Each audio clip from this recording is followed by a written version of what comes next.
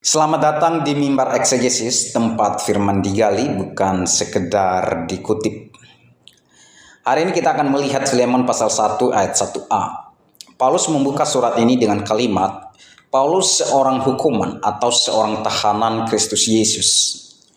Menariknya Paulus tidak menyebut dirinya rasul, seperti yang biasa ia lakukan dalam surat-surat lain. Padahal sebagai rasul, Paulus memiliki otoritas penuh untuk memberi perintah kepada Filemon.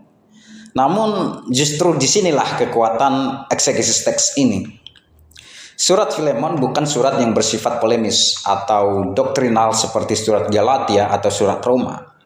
Surat ini adalah surat pribadi yang berisi permohonan Paulus supaya Filemon menerima kembali Onesimus, budaknya yang dahulu melarikan diri dan kini telah bertobat. Karena itu Paulus sengaja tidak menonjolkan otoritas kerasulannya. Ia tidak ingin Filemon bertindak karena tekanan jabatan apostolik. Sebaliknya, Paulus membangun pendekatan persuasi pastoral. Itulah sebabnya ia memilih istilah seorang hukuman atau seorang tahanan Kristus Yesus. Kata Yunani yang dipakai adalah desmios, yang secara literal berarti orang yang dibelenggu, atau tahanan, atau seorang yang dipenjara. Secara retoris, identitas ini sangat kuat. Paulus sedang membangun appeal emosional dan moral.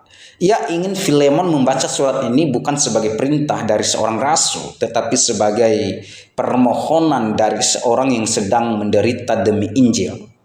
Jadi Paulus mengganti otoritas dengan penderitaan. Lalu apa arti ungkapan desmios Christou eiso atau tahanan Kristus Yesus? Secara gramatikal, frasa Kristus Yesus berada dalam bentuk genetif. Dalam eksegesis, genetif ini paling tepat dipahami sebagai genetif penyebab atau relasi. Artinya Paulus menjadi tahanan karena hubungannya dengan Kristus dan karena pelayanannya bagi Kristus. Jadi ia adalah tahanan demi Kristus. Tetapi ada lapisan teologis yang lebih dalam. Secara lahiriah Paulus memang dipenjara oleh pemerintah Romawi. Namun Paulus tidak menyebut dirinya sebagai tahanan Roma, melainkan ia menyebut dirinya sebagai tahanan Kristus Yesus.